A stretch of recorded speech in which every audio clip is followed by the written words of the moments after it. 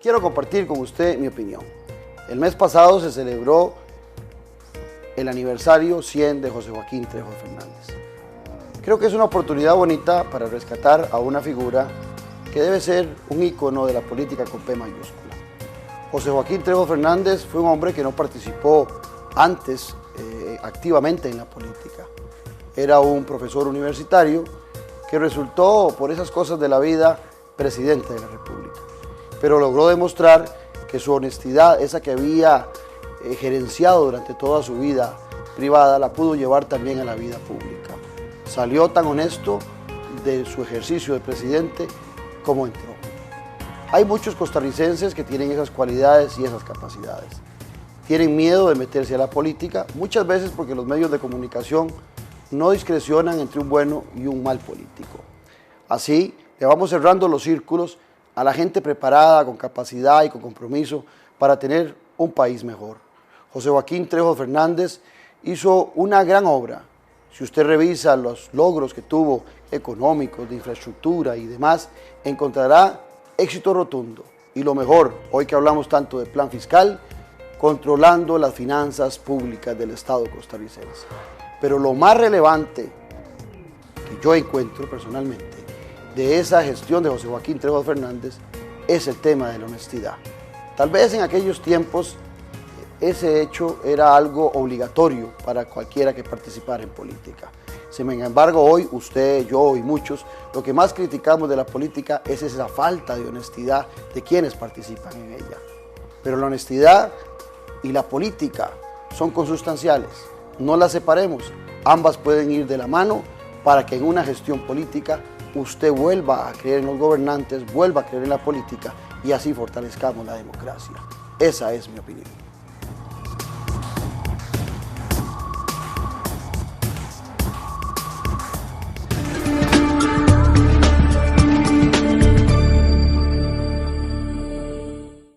En algunas zonas ha dejado de llover hasta un 75%. Es urgente que ahorremos agua. Mientras nos enjabonamos y lavamos los platos, cerremos la llave y al abrirla, reduzcamos la presión del agua. Revisemos que no existan fugas en el servicio sanitario. Lavemos menos el carro y cuando lo hagamos, usemos un balde. Reguemos las plantas de noche y con un recipiente pequeño. Al lavar, aprovechemos el agua con una tanda completa de ropa. Comprometámonos con el ahorro del agua. El agua es vida. Cuidémosla. ¿Seguís viviendo de arrimado?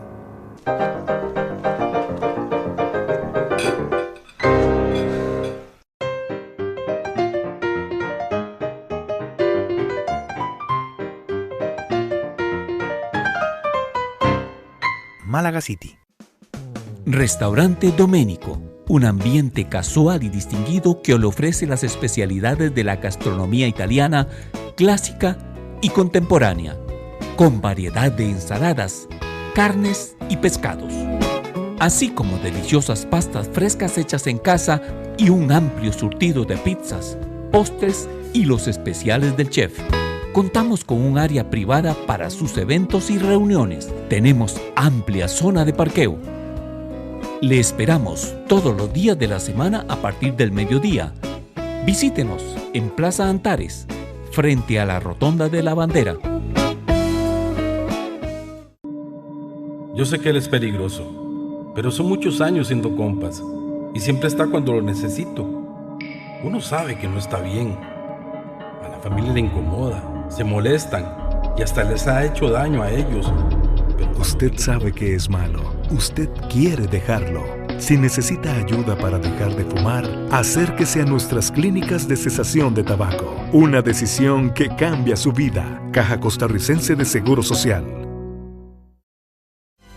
Café y Palabras, porque la política sí importa. Escúchenos por 89.1 FM, de lunes a viernes de 10:30 a 11:30 de la mañana. Café y Palabras, charlas de café con los politólogos Claudio Alpizar y Randall Arias, quienes con sus invitados y contertulios le involucran en el acontecer en el día a día de la sociopolítica nacional. Café y Palabras, porque la política sí importa. Por 89.1 FM, La Superestación, un programa con aroma de café y con sabor a gente. Café y Palabras.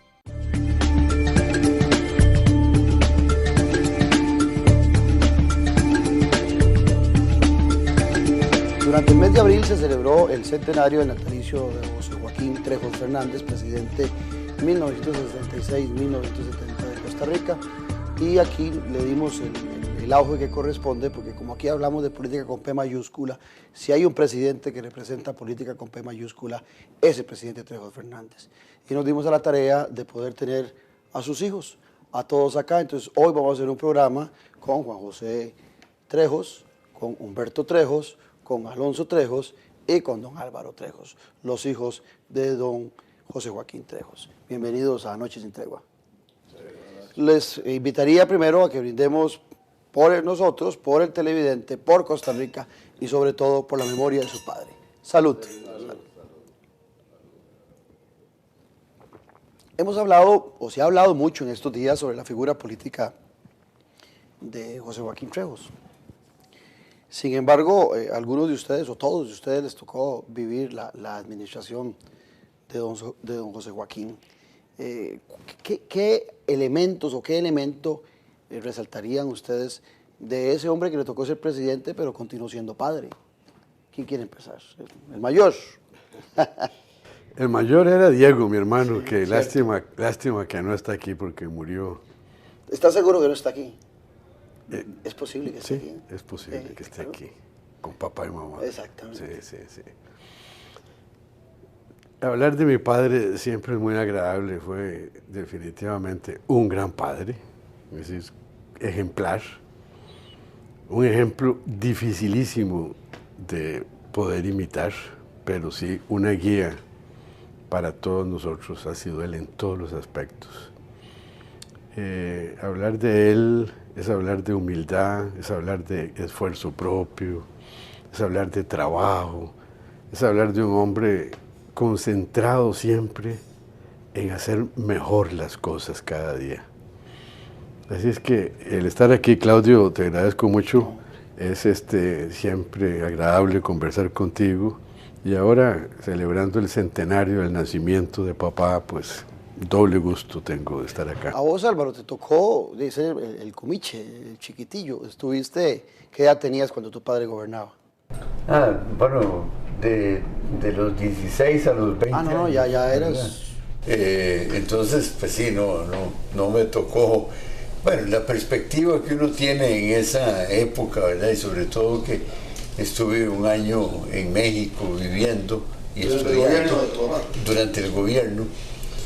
Entonces, digamos, la parte de gobierno propiamente, pues no fue tanto lo que lo pude apreciar y convivir, pero sí tuve la dicha de disfrutarlo mucho los últimos años, y no solo los últimos años, sino, digamos, desde que fue ya expresidente, y entonces yo era el presidente de la imprenta, de la editorial Trejos Hermanos, y entonces desde 1975 él llegaba religiosamente todas las mañanas a AMPO a conversar con José y a la editorial Trejos Hermanos, y ahí conversaba tanto conmigo como con Alonso, que estábamos los dos ahí, y entonces bueno, y en esa oportunidad también fui yo diputado, digamos, del 98 al 2002, entonces conversábamos muchísimo de los temas nacionales. El hecho de que él fuera presidente tuvo que haber nutrido mucho a la familia de un ambiente diferente. Ser hijo de un presidente es algo que lo marca a uno como hijo, como una vida totalmente salida de lo rutinario. En esa relación de don José Joaquín Trejos, que llega a ser presidente relativamente muy joven, de 50 años, ya a los 54 años ya no era presidente, ¿cómo siguió siendo la vida de tu padre, Humberto, después de eso? ¿Retomó la vida familiar, encontró algo más entretenido, se pensionó? Él renunció a la pensión, si no me equivoco, ¿verdad? Él renunció a la pensión, sí. Él se pensionó, entre comillas, digamos, porque siempre siguió trabajando. Él trabajó hasta el último día de su vida prácticamente. Tal vez no directamente envuelto en los negocios, pero siempre asesorando a sus hijos y aconsejando a sus hijos en negocios y en política, los dos que estuvieron metidos en política siempre estuvieron. Los tres. ¿Cuál es? Fernando Diego. Ah, bueno, Diego, José, exactamente. Los tres que les gustó Y Diego. la venta política. Y Diego, sí. Pero Diego no siguió después del ministerio, ¿no? No, ahí, hasta ahí llegó. Sí, hasta ahí llegó. Y papá, cuando terminó el gobierno, como te digo, siempre siguió trabajando, escribiendo. Era un señor muy inquieto. Pero hay una beta que es la beta de los números, de la economía, de la administración, que Alonso, ustedes tres, vos, Álvaro y Juan José siguieron, a diferencia de Humberto. O sea, sí estuvieron ustedes muy permeados de su padre. Bueno, Diego tampoco, que era arquitecto, contabas vos, ¿verdad? Sí hubo una influencia del padre para entrarle a los números. Sí, sí hubo una influencia. Sin embargo, quisiera agregar antes, Claudio, que tanto Humberto como yo, Álvaro un poco, porque después se fue para México, tuvimos, digamos, el privilegio de haber vivido en la casa presidencial desde que tomó posesión, en mi caso, hasta que me casé en el año 1969. Entonces, como que vivimos como los que vivimos ahí, vivimos como muy de cerca el día a día. ¿Dónde estaba la casa presidencial? Estaba donde es ahora el Tribunal Supremo de Elecciones, el edificio grande ese principal, frente a lo que era entonces la Fábrica Nacional de Licores. Pero ahí vivían. Ahí vivíamos. O sea, era como los Estados Unidos de América, que hay Casa Blanca y ahí se vive. Ahí vivíamos. El último presidente en vivir en la casa presidencial y en esa casa presidencial que tristemente después la destruyeron, ¿verdad? Eso era un monumento nacional. El gobierno de Rodrigo Carazo. Sí, era un monumento nacional que debió haberse conservado.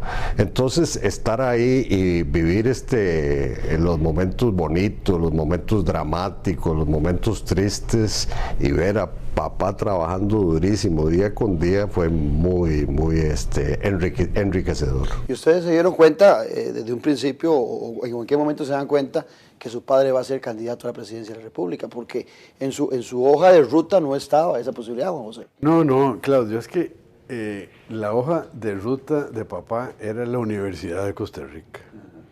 Es decir, desde que yo nací ahí en la casa solo se hablaba de Universidad de Costa Rica. Papá tomaba las cosas tan en serio, que a la hora del almuerzo éramos muy formales. Teníamos que sentarnos a una hora determinada, almorzar todos, lo mismo para la cena. Él hacía inventario y la conversación ahí era sobre los temas de la universidad, contándonos ahí lo que estaba pasando, lo que quería hacer. Ese era el tema, era universidad, universidad y universidad. Y música clásica, porque desde que se despertaba ponía la radio universitaria con música clásica, hasta que murió. ¿Y ustedes con ganas de oír los Beatles? Hasta que murió. De los 60s. Algunos de mis hermanos, sí, yo no tanto por ese lado. No. Pero ¿en qué momento se dan cuenta? O sea, en la negociación, él está en una negociación, él está en medio de una negociación entre dos expresidentes, Otilio Ulate y Calderón Guardia, que no se hablan, que tienen intermediarios, que coinciden en que la figura de José Joaquín Trejos es la figura ideal para ser candidato. ¿Él les cuenta todos esos preámbulos o cuándo se dan ustedes cuenta que el papá va a ser candidato a la presidencia de la República? Y en eso pasó como muy rápido, ¿verdad? Y no fue como que él estuvo, sino más bien a él como que lo fueron a buscar. Sí, a mí me tocó una situación un poco extraña, porque acuérdese que don Rafael Ángel Calderón y don Otilio Ulate eran enemigos, pero enemigos acérrimos. Fueron los que provocaron la lucha en el 40. Enemigos, por culpa de ellos se dio enemigos acérrimos. Estando yo, lo que decía Álvaro, estando yo en mi casa, me toca abrir la puerta, suena el timbre, me toca abrir la puerta, es el doctor Calderón Guardia, que llega a hablar con papá. Paso al doctor Calderón Guardia a una salita que estaba, el doctor Calderón Guardia, primo hermano de mamá. Entonces lo recibieron en una salita como muy familiar, muy íntima dentro de la casa. Al rato, una hora o no sé cuánto después, vuelve a sonar el timbre y abro la puerta y es don Otilio Ulate. y estaba el doctor en mi casa. Entonces pasó don Otilio a la sala, me voy y le digo al doctor, ahí está don Otilio en la sala. Uy, y salió por el garaje para no encontrarse con el doctor. Entonces, es decir, los dos expresidentes llegaron a donde papá a convencerlo o a manifestarle que se habían puesto de acuerdo en que él fuera el candidato. ¿Y hubo algún momento de duda, Alonso, de tu padre, de no ingresar? ¿Algún momento? Bueno, lo más memorable, que inclusive está grabado en la entrevista esta que le hicieron, fue cuando andaba el cuento de que iban esos dos expresidentes o los dos partidos que se unieron, Republicano Nacional y el Unión Nacional, que iban a designar los ministros del gobierno, ¿eh? Y lo más memorable fue que papá les dijo, si eso es así, aquí tienen la renuncia mía, no les voy a hacer ningún problema, inclusive hasta apoyo, le doy el apoyo al candidato que ustedes quieran, pero si yo soy el candidato y si llego a ser presidente, yo soy quien pongo los ministros. Y ese fue un momento memorable y a uno le tocó vivir muy de cerca eso, porque hubo unos días como de gran incertidumbre, ¿verdad? Unos pocos días. Se cuenta que se fue a dormir él. ¿Ustedes lo acompañaron a dormir o todos se quedaron esperando el conteo? Sí, el día de las elecciones. Estábamos trabajando todos. Pero después llegamos ahí. Diferentes cosas ahí.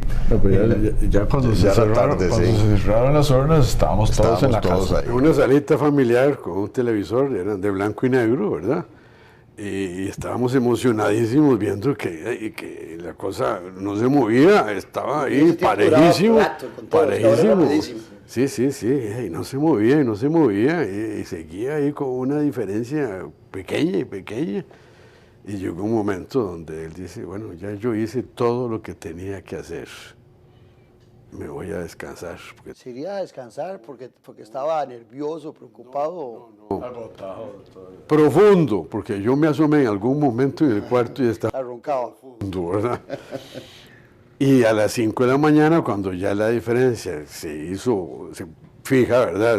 Se mantuvo la diferencia, ya fuimos a despertarlo como a las 5:30 para decirle que era el presidente electo de Costa Rica, ¿verdad? ¿Y cómo lo tomó? Ah, qué bien, dice. ¿Y siguió durmiendo? No, ya se levantó, ¿verdad? Porque ya lo habíamos despertado, sí. Y al ratito ya estaba la prensa buscándolo. Y el único que participa en el gobierno es Diego. Sí. Ustedes ninguno. Exacto. Bueno, vos que eras el mayor, no participaste de ese gobierno. No, el mayor era Diego. Bueno, digo yo, ustedes cuatro, ustedes el mayor. No, yo ad honorem, y fue una enseñanza para mí, yo estudié economía en el último año de mi carrera. Papá salió para la candidatura y yo terminé mi último año en la universidad. Él estaba dando clases en ciencias económicas, donde yo estudiaba ciencias económicas, y él salió de ciencias económicas a la candidatura. Y yo salí a fundar una empresa. Así es que para mí el estar ahí, ya cuando fue presidente, le pedí que me permitiera estar en el Consejo Económico para aprender. Había una serie de economistas. Era el patín tuyo. Sí. Entonces para mí fue un honor estar ahí. Todas las semanas había Consejo Económico. Y definitivamente fue una enseñanza inmemorable.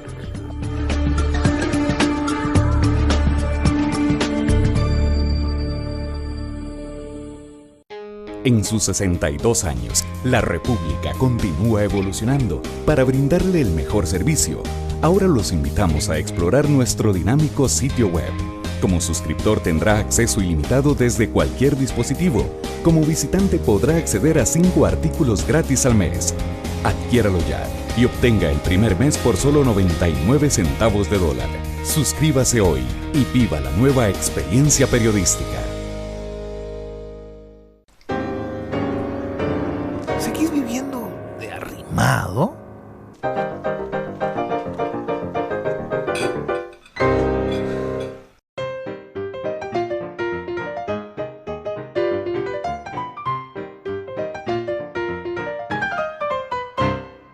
Málaga City.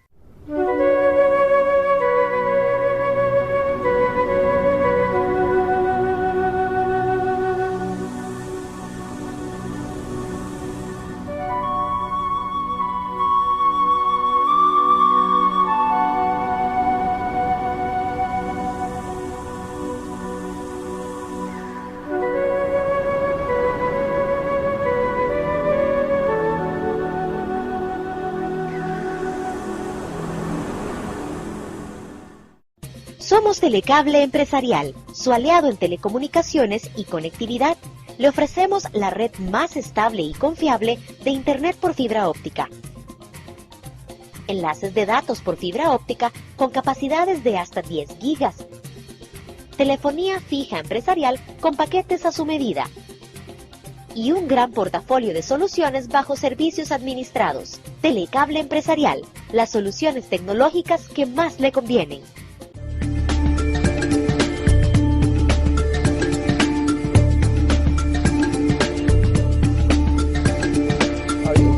Alguien que era fundamental en la vida de su padre, que es doña Clarita. Yo no sé cuál fue el de ustedes que me contó que era la que le gustaba la política, que era la que seguía, que le gustaba, si tenía que llevarla a participar y a meterse, era la que estaba. No ha sido José Joaquín. No puyaría ella en la decisión de sus padres. Claro. Sí. Como dice Juan José, la vena política, mamá era Fonseca Guardia, es decir, descendiente de Guardia y de Mora. Entonces, unos ancestros presidenciables, don Tomás Guardia, Juan Rafael Mora, doctor Calderón, Juan Mora Fernández, es decir, todos familiares de mamá. Entonces es una vena política. Prima hermana del doctor Calderón Guardia. Prima hermana del doctor. Entonces una vena política de que yo hasta ese momento no creía que podía heredarse, pero sí. ¿Y se dedicó ella en algo especial como primera dama o tenía algún tema en particular que le gustó y que pudo desarrollar como primera dama? Claro. No, nada más para agregar a lo anterior, es también de que nuestro abuelo, Juan Trejos Quirós, fue constituyente. Muy importante. Fue 1949. Constituyente. Y hizo un papel ahí muy activo en una serie de temas, ¿verdad? Entonces, digo, aunque la rama de mamá, por supuesto, era la más emotiva y activa en todo esto, ¿verdad? Pero sí, digamos, esa preocupación por los problemas nacionales y todo eso, pues viene también por el lado de mi abuelo. Y mi abuelo fue diputado por el partido de Otilio Ulate. Entonces ahí como que se conjugó. Se conjugaron las dos cosas. Se resolvían las diferencias. En cuanto a la pregunta sobre mamá, todos los centros comunales, ¿verdad?, que fueron uno de los elementos fundamentales del gobierno, ella estuvo muy involucrada en eso y fue un aspecto fundamental para que las mujeres aprendieran oficios, se incorporaran a la fuerza laboral, ¿verdad? Y entonces papá en sus libros le reconoce muchísimo la labor social que ella hizo, que fue fundamental.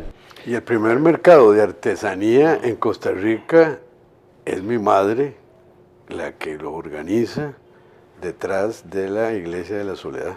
Ahí se abre el primer mercado de artesanía de este país. Ella promovió mucho y apoyó mucho a los artesanos de Costa Rica, ¿verdad? Esa es una faceta que no se ha contado mucho en la historia, pero sí hay fotografías que yo tengo donde se inaugura el primer mercado de artesanía. Y un dato importantísimo, es la primera, no era dama de la República en ese momento, pero es la primera mujer que empieza a acompañar al presidente en la campaña política. En todas las plazas públicas estaba mi mamá, y en casi todas las plazas públicas mi mamá pronunciaba un discurso. Es que le pedían ahí, les pedían. ¿Cuántos tenían ya ellos de casados cuando llega el momento de la elección, de esa campaña? Ya tenían, porque ya vos que eras el menor, tenías, me dices que 17 años cuando fue presidente. 30 años de casados. Entonces fue un matrimonio largo. Sí, un matrimonio largo. De casi 60 años. 60 años. ¿Cuántos años antes de la muerte? Porque don José Joaquín muere casi de 94 años, por un par de meses no los cumple. Y su madre cuando muere mucho. Muere 8 años antes y lo más triste de esto es que mamá siempre decía, yo quiero morir después de papá, porque si yo me muero antes, ¿quién lo va a cuidar a él? Esa era la preocupación de su vida. Y pasó al revés, yo soy los ojos de su papá, porque papá se fue quedando ciego con la vejez. Entonces mamá era la que le leía el periódico y no solo le leía el periódico, le traducía. Llegaba a una reunión, ahí está fulano, ahí está sutano, y está la señora tal, anda vestida así, y está... Mamá era la que le pintaba la película, le narraba la película de lo que él no estaba viendo. ¿Por qué queda ciego? Vos que sos el médico de la familia. Sí, mejor que lo hable, ¿verdad? Mejor que lo diga el médico. Tenía dos cosas, un glaucoma y una degeneración macular. El glaucoma produce una disminución de la visión periférica y la degeneración macular una disminución de la visión central. Entonces, por los dos lados se atacó eso. ¿Y cuántos años terminó ciego? Porque yo lo conocí ya, el ciego, ¿verdad? Sí, casi ciego, sí. Prácticamente antes del benemeritazgo ya le estaba... Pues unos 8 o 10 años estuvo. Como ciego. 10 años estuvo, sí. Tuvo que haber sido muy duro. Pero ciego no, siempre él veía algo, sí, no era que estaba totalmente ciego. No, sí, en algún lado leí que de propias palabras de él, que inclusive se iba a tu oficina y cuando ya no estaba tu mamá, alguien le leía las noticias, él le urgía estar informado. El chofer le leía el periódico todos los días en mi oficina, todos los días le leía el periódico. Él estaba interesado siempre de lo que estaba pasando, de la actualidad, él quería estar actualizado siempre. Se veían los noticieros también. Para él fue muy duro quedarse de ciego, porque era un hombre de letras, era un hombre que le encantaba leer, le encantaba escribir, ahí están todos sus libros, le encantaba escribir. Y lo hacía no en máquinas de escribir, ni en computadoras, ni en nada de eso, a mano. Todos sus discursos, todas sus obras fueron escritas a mano. Yo tengo esos manuscritos. Guillermo Malabase, en la actividad que tuvimos en el Museo del Niño, que escribía precioso, que tenía una letra. Una letra. Y él era, dentro de lo autodidacta que era, él aprendió caligrafía por sí mismo, compraba los cuadernitos esos que había de caligrafía, ¿verdad? Y él, esa letra que él tenía fue porque él buscó tener esa letra con los libros de caligrafía. ¿Y cuántos de ustedes fueron con él y con su madre a Chicago? Yo, Humberto. Diego, José y yo. Unos 3. Te estás refiriendo a Chicago, a la universidad. Sí, los 3 mayores. ¿Y iban chiquitillos? Yo de 1 año. Pues ibas de 1 año. Y yo de 3. ¿Y ninguno nació allá, vos y Álvaro? No. Sí. Todos made in Costa Rica, sí, entonces. Todos Ahora, el hecho de la presidencia de la República de don José Joaquín Trejos marca una diferencia. Yo he de decir que a mí me ha interesado mucho la vida de José Joaquín, inclusive lo conocí antes de conocerlo, porque leía mucho y esto he hecho una reflexión sobre don Wilbur Jiménez que me permeó mucho cuando yo estaba como estudiante en la Universidad de Costa Rica, sobre 2 figuras fundamentales que habían sido amigos de él, que era Rodrigo Facio y José Joaquín Trejos. Y después, cuando pasa el tiempo, hoy por hoy, yo siento que recuperar la figura de José Joaquín Trejos es fundamental en un momento donde hay una gran desilusión, una gran apatía por la política, porque la gente tiende a pensar que la política es una disciplina desagradable, que es una política donde solo el que tiene las manos sucias, tratando de recordar un poco el lenguaje, el eslogan de tu padre, se mete ahí. Don José Joaquín tiene la virtud de que entró con una dignidad y una honorabilidad reconocida y salió con la misma. A la fecha, hoy en Costa Rica, todo el mundo sigue reconociéndole a su padre esas manos limpias. No fue un eslogan. Era un hombre, Claudio, muy congruente en todo lo que hacía él, en toda su vida, no solo en la política, sino en la familia. Muy congruente. Por ejemplo, cuando para arreglar la situación fiscal del país, él tuvo que impulsar el impuesto de ventas del 5%. Llegaron de la Mercedes-Benz. Antes de esa época no había impuesto de ventas. No había impuesto de ventas. llegaron de la Mercedes-Benz a decirle que le cambiaban el carro que él tenía de Don Chicorlich, el Mercedes-Benz de Don Chicorlich, el Mercedes-Benz ya viejón. Y entonces, no le va a costar nada, don José Joaquín, simplemente se lo cambiamos, como decimos, taco a taco. Al gobierno no le cuesta absolutamente nada y le damos un Mercedes nuevo. Y él entonces les contestó, no, ¿cómo voy yo a cambiar un carro y andar en un carro nuevo cuando le estoy pidiendo un sacrificio a mi pueblo? El pueblo no va a entender que este carro no me costó nada. Van a creer que yo estoy, por un lado, pidiendo un sacrificio, por otro lado, estoy gastando la plata. Y él se quedó con el carro de don Chico los 4 años de su gobierno. Y con ese carro llegó a Limón por la carretera rústica que se hizo en su gobierno, en el carro de don Chicorlich. Y al estadio, era tan humilde, exageradamente humilde. Al estadio, el ingreso que hizo al estadio en 1966, ese 8 de mayo, fue en un carrito Opel que tenía el viejo. En ese carro llegó y salió en el carro viejo de don Chicorlich. No, viera que era exagerado. Todo, los bienes materiales no le interesaban en nada, ¿verdad? Nosotros teníamos que irle a comprar la ropa porque él jamás dijo, mire, cámbienme esta camisa, que ya está muy vieja. Nosotros teníamos que estar... Mamá, todo el tiempo, ¿verdad? Estaba porque a él esas cosas no le interesaban. Es un hombre difícil de imitar, por eso te digo. Hay otro ejemplo sobre eso que tiene mucha actualidad en estos momentos. A él lo habían invitado en una visita oficial, visita de Estado a México. Que fue una visita apoteósica. Apoteósica. Yo nunca he visto nada igual en este país. Era una visita así, ¿verdad? De Estado, totalmente, ¿verdad? Y entonces, en ese momento, la Asamblea Legislativa dice, bueno, usted está pidiendo austeridad, vamos a recortar absolutamente todos los viajes. Entonces, el viaje hacia México quedó desfinanciado. Y entonces él, en vez de buscar alguna triquiñuela, alguna forma, dijo, muy bien, está bien. Y fue y pidió un préstamo personal al Banco Nacional. Al Banco de Costa Rica. Al Banco de Costa Rica, para que le financiara el viaje. O sea, él asumió un préstamo y costeó el viaje de su bolsa. Viaje oficial. El viaje oficial a México.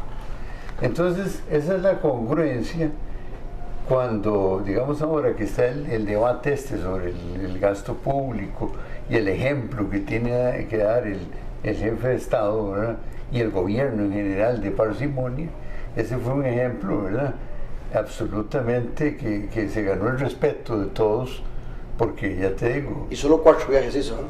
Y solo 4 viajes hizo. En 4 años. Ahora los presidentes actuales en un mes ya tienen eso. Exacto. Pero eso, ¿verdad? Ese ejemplo, ¿verdad? Decir, ok, están en su congruencia, le recortaron el viaje, muy bien, está bien. Recórtenlo, pero yo voy a ir por esta obligación. Hay algo también, volviendo a la parte anecdótica y familiar, de nosotros los hijos siendo el papá presidente, nunca nos trataron como hijos del presidente. Éramos los hijos del ciudadano José Trejo sin ningún privilegio. Nada de andar con chofer ni nada, salvo contadas excepciones, al punto de que yo compré en esos años un cacharro ahí, un Volkswagen viejo, de segunda mano, y me daba una vergüenza salir ahí de la casa presidencial, porque para poder salir tenían que parar el tráfico. Cuando decías que eras hijo del presidente, la gente pensaba que estabas mintiendo. Que estaba saliendo ahí, quién sabe qué carro, ¿verdad? Y lo que salía era un carro ahí puro empujado, casi que empujado. Y no hubo nada de eso, ¿verdad? Éramos tratados, pero sin ningún privilegio. Esa es la parte bonita, que nosotros no cambiamos en nada. Y a la gente le costaba entender eso. Es decir, que nosotros, siguiendo el ejemplo de papá, una vez andábamos durante toda la presidencia, yo estaba estudiando medicina, involucrado totalmente en la Universidad de Costa Rica. Y una vez, después de una fiesta universitaria en algún lado, veníamos en el carro de alguno de los compañeros y agarro en la avenida Segunda, andaba con unos tragos este compañero, en la avenida Segunda, y empieza a brincarse semáforos. Y le digo, ¿qué estás haciendo, idiota? Vengo con el hijo del expresidente. Donde tuve que parar, me bajé del carro y había un inspector de tránsito y le dije, arréstelo. Entonces a mi amigo, a mi compañero de universidad, yo dije, arréstelo, y se lo llevaron a la cárcel. También era proteger la imagen. Pues, no con proteger la imagen, es decir, él estaba tratando de hacer cosas que ni yo mismo hacía, es decir, ¿cómo se le ocurre que porque andaba con el hijo del presidente tenía derecho a hacer algo? Y en los viajes que hizo, su madre lo acompañó. Siempre. A mí me tocó acompañarlo en casi todos los viajes.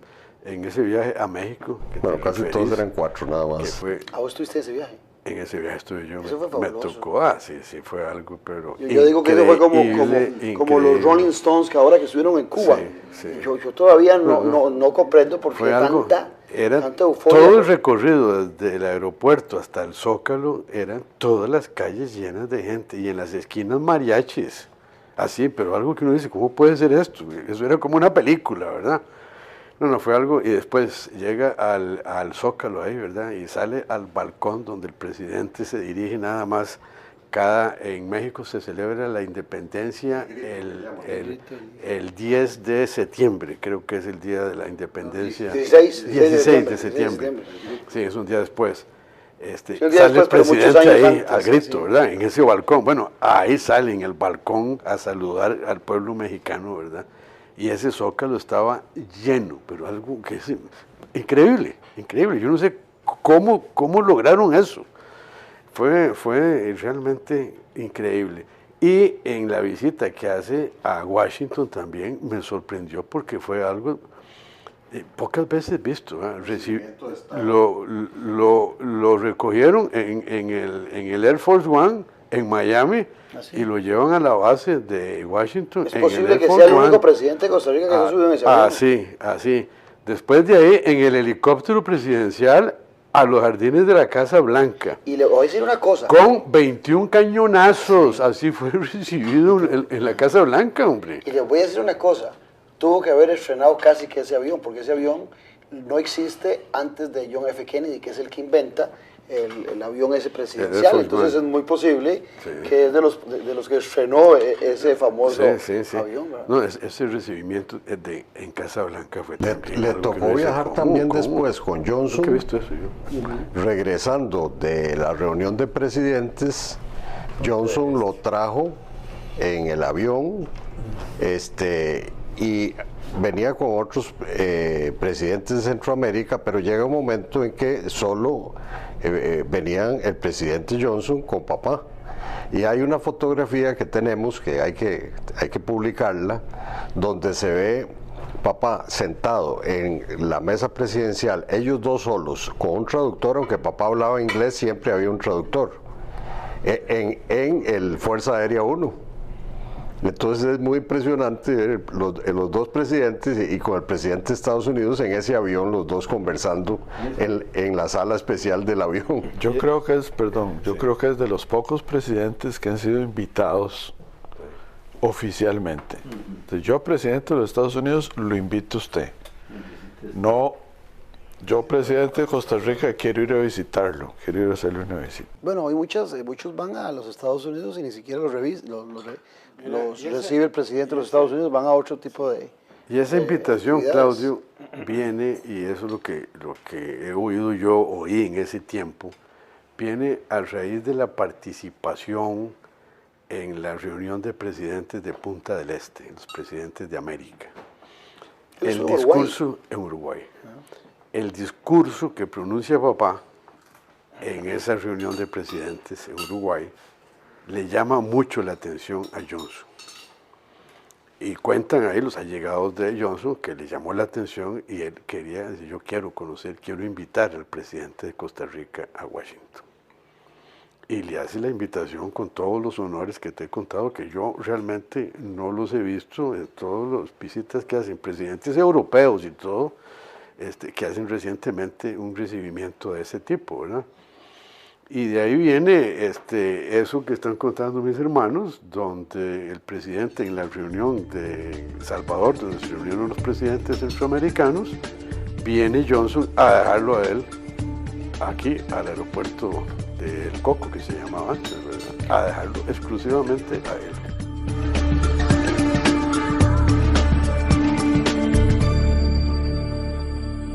En algunas zonas ha dejado de llover hasta un 75%. Es urgente que ahorremos agua. Mientras nos enjabonamos y lavamos los platos, cerremos la llave y al abrirla, reduzcamos la presión del agua. Revisemos que no existan fugas en el servicio sanitario. Lavemos menos el carro y cuando lo hagamos, usemos un balde. Reguemos las plantas de noche y con un recipiente pequeño. Al lavar, aprovechemos el agua con una tanda completa de ropa. Comprometámonos con el ahorro del agua. El agua es vida. Cuidémosla. ¿Seguís viviendo de arrimado?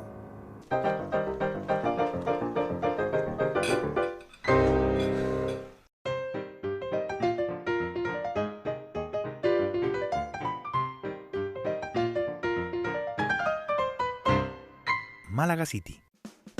Restaurante Doménico, un ambiente casual y distinguido que le ofrece las especialidades de la gastronomía italiana clásica y contemporánea, con variedad de ensaladas, carnes y pescados, así como deliciosas pastas frescas hechas en casa y un amplio surtido de pizzas, postres y los especiales del chef. Contamos con un área privada para sus eventos y reuniones. Tenemos amplia zona de parqueo. Le esperamos todos los días de la semana a partir del mediodía.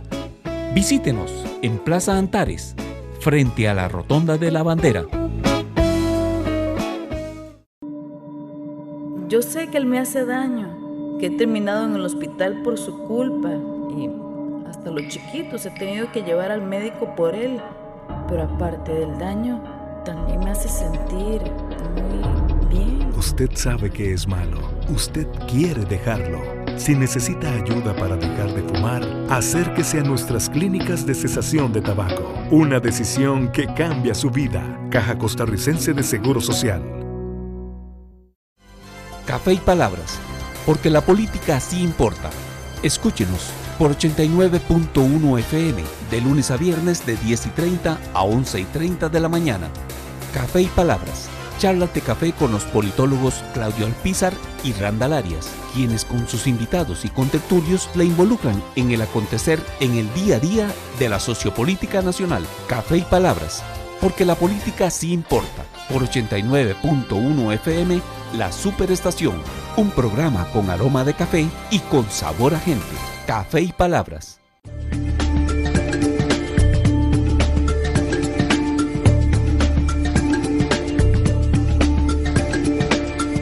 Padre es el promotor uno de los promotores del mercado común centroamericano, ¿no es cierto? Uno de los grandes impulsores. Mira, realmente el que logra la adhesión de Costa Rica al mercado común centroamericano es don Mario Echante.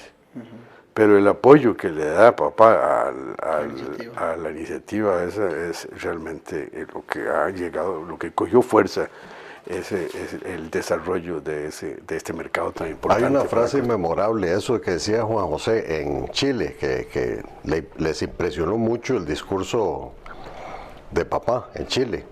Y hay una frase memorable de él que dice: no son dádivas lo que necesitan los pobres, sino trabajo. Y eso es parte también de sus principios. Él era muy admirador de dos presidentes que había en ese momento, que era Eduardo Frei padre, en el que se inspiró mucho, del primer gobierno, porque después se fue mucho hacia la izquierda, y del presidente Belaúnde del Perú, que eran los dos social cristianos que había en ese momento. Y papá los admiraba mucho. Y el pensamiento de papá coincidía mucho con esos dos presidentes. Y el discurso de papá fue memorable, ¿verdad? En esa reunión de presidentes en Punta del Este, Chile. Y hubo otro cuarto viaje, ¿no es cierto? Estamos hablando de Salvador, Washington, Uruguay. Bueno, y México. Sí, ahí están los cuatro. Y durante los 4 años de su gestión, ¿hubo algún momento en que su padre estuvo muy preocupado por algún tema en especial. Se habla del tema de Alcoa, que lo agarró casi que al final de su gestión, pero ¿hubo algún tema en que él se estuviera realmente afligido por lo que estaba pasando en el país o logró sacar siempre el barco a flote en todo su Siempre lograba sacar el barco a flote con esa dedicación y ese esfuerzo. Y el problema principal que él enfrentó fue la situación económica que recibió de gobiernos anteriores, la pobreza que había en Costa Rica en ese momento. Entonces eso era su dedicación, era ver cómo sacaba la educación, como se ha mencionado acá, para salir de todos esos problemas. Él estaba enfocado en eso. Problemas así trágicos. En esa ocasión promovió la Universidad Nacional y el Tecnológico, ¿verdad? Y el Tecnológico, exactamente. La ley del tecnológico es de José Joaquín Trejos. Él la envió a la Asamblea Legislativa y pasa en el primer debate ahí. Ya le toca al gobierno de José Figueres el segundo y ¿cómo corresponde? Una buena idea tiene que tener continuidad. Sí. Eso es exactamente como el INA, el Instituto Nacional de Aprendizaje. La ley se la dejan del gobierno anterior, pero el que desarrolla el INA, el que trae los profesores, el que arma el INA, es el gobierno los 4 años de José Joaquín Trejos, ¿verdad? Es el que echa a andar la institución. Pero te interrumpí, me ibas a contar de algún momento problemático, grande, donde él pudo haber estado afligido en la casa por algo que pasara en el país. ¿No hubo ninguno? No hubo sí, nada especial. Siempre tuvo una confianza enorme en el pueblo. El papá confiaba en el pueblo costarricense 100%. Él decía, el pueblo, si uno le dice qué es la verdad y uno le dice qué es lo que se necesita, el pueblo siempre va a responder. Y tenía razón. Eso fue cambiando. Eso fue cambiando después con los años. Credibilidad, era por eso también. Eso fue cambiando después de los años, ya el pueblo ya no confía en lo que le dicen, en lo que le piden. Y si tuvieras vos, Álvaro, que caracterizar la forma de gobernar de tu padre, de relacionarse con gabinete, con diputados, ¿cuál era el estilo particular que él ejercía de liderazgo? Bueno, el estilo que lo caracterizó él en muchos aspectos, inclusive en ese, es el tema educativo, ¿verdad? Él siempre mantuvo ese señorío y esa, al mismo tiempo, voluntad o disposición como a enseñar, y enseñar con el ejemplo y una cordialidad que emanaba de él, increíble, ¿verdad? Y entonces, digamos como que hay una serie de pasajes y su congruencia es el otro tema, una congruencia absoluta.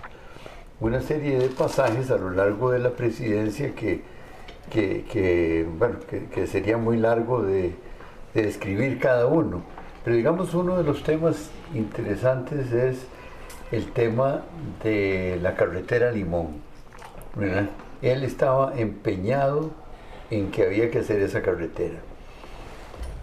Al principio, el Banco Mundial y el BID dijeron que no tenía factibilidad hacer una carretera Limón.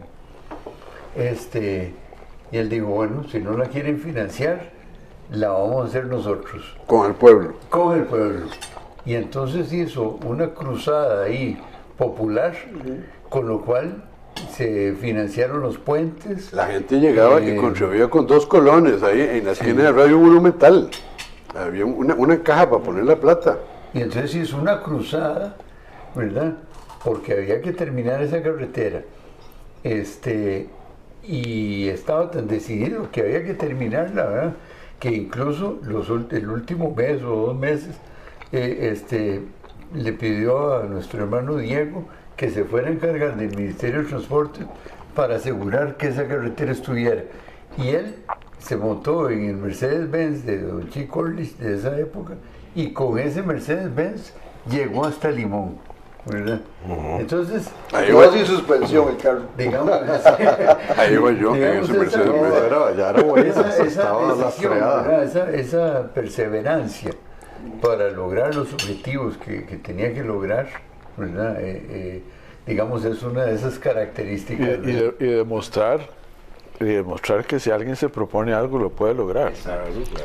Después de eso, decía Álvaro, después de eso ya las instituciones internacionales de crédito financiaron la carretera propiamente dicha y los estudios y todo. Vieron el esfuerzo antes. Claro. Dejó firmado el contrato, el préstamo ya para la construcción. Poquitos días antes de salir. Lo firmaron. ¿Y qué pasó cuando vos, ustedes cuatro el mayor, dijiste, me voy a meter en política? O Álvaro, cuando dijo, quiero ser diputado, los empujó, les dijo sí, o les dijo, no se meten en eso, es muy engorroso, no vale la pena, o sí más bien los motivó. A mí no me dijo ni que no ni que sí. Sí. En eso, haga lo que a usted le parece que debe de hacer, así. Sí. Así que lo empujaron, no metete. No, jamás. Nunca. No, jamás. No, él siempre era un creyente de eso, de la libertad. Y ustedes como diputados de la libertad. Decían algo, se jalaba alguna torta y cuando llegaban a la casa, en esa mesa donde nos sentaba todos, no había un... No, nunca se ganaron tortas. Muy bien. No lo dije yo, ¿verdad? No, pero no había ninguna línea, nada. Él siempre nos dio mucha libertad. Mucha libertad nos dio siempre. Era muy respetuoso, ¿verdad? Yo quiero agregar una cosa que el otro día se dijo en la Asamblea Legislativa, el historiador Tomás Federico Arias. Que mucha gente, o alguna gente, no sé si mucha o poca, cree que papá fue una persona así como que salió de la nada y que antes de llegar a la presidencia no había hecho nada, ¿verdad? Y entonces este historiador ese día puso las cosas en su lugar y empieza a hablar sobre la carrera de papá, y la puedo resumir en dos obras importantísimas, que es uno de los fundadores de la Escuela de Ciencias Económicas y Sociales de la Universidad de Costa Rica. Que no es poca cosa. Y luego fue decano de esa misma escuela, de los primeros y no del segundo. Y luego, siendo decano, se funda el Instituto de Investigaciones Económicas de la Universidad, de la escuela. Y se funda también el Instituto de Estadística y Matemáticas, que se convierte ahora, en unos años, hace pocos años, en una facultad, ¿verdad, Álvaro? Escuela. Se convierte en escuela. Luego le toca ser fundador de la Facultad de Ciencias y Letras. Antes promotor de la reforma universitaria. Promotor de la reforma universitaria con Rodrigo Facio. Y el primer decano de la Facultad de Ciencias y Letras, ¿verdad? Que hoy es Humanidades. Que hoy es Humanidades. Y entonces, a eso le agregó otras cosas que ni siquiera nosotros sabíamos, como que fue de los fundadores de un grupo de Centro Isaac Newton para investigaciones astronómicas aquí en Costa Rica, ¿verdad? Entonces es una carrera muy proligia, ¿verdad? Desde mucho antes, ¿verdad? Ahora que se habla tanto de emprendedores, era un sí, emprendedores. Fue director del Banco Central de Costa Rica. Entonces, no fue que apareció de un momento a otro y que alguien se lo sacó de las manos. No, era un hombre que venía con una carrera brillante, ¿verdad? De trabajo y de estudio, ¿verdad? Y de trabajo intelectual y trabajo duro también, ¿verdad? No queda más, se nos fue el programa, de que pedir a la vida, a Dios, de que ojalá se repitan en este momento histórico en nuestro país por las dificultades que hay. Muchos políticos con las características de don José Joaquín Trejos Fernández. A ustedes felicitarlos, me imagino que se llenan de orgullo con un padre de esas calidades, y cerraría el programa invitándolos a que brindemos por la memoria nuevamente de don José Joaquín, y que ojalá dentro de otros 100 años más lo estemos recordando de nuevo. A ustedes agradecerles la presencia en el programa, recordarles que mañana se repite a las 6 de la mañana y a las 2 de la tarde, y ya para el miércoles a primera hora en YouTube, y de hoy en 8 días que usted tiene la obligación, el deber de estar con Noche Sin Tregua con la política con P mayúscula. Un abrazo y nos vemos. Muchas gracias. Pues yo me considero un ciudadano que amó mucho a Costa Rica, que admiró a nuestro pueblo, que creó una familia. Me considero liberal, más que neoliberal, liberal, amante de la libertad, deseando que se prodigue todo lo que sea posible entre todos los ciudadanos, con una sola advertencia, que la libertad requiere responsabilidad. Soy católico también, no fanático. Creo en un Jesucristo que vino al mundo a traer un mensaje trascendental, el mensaje del amor al prójimo. Hasta aquí las palabras.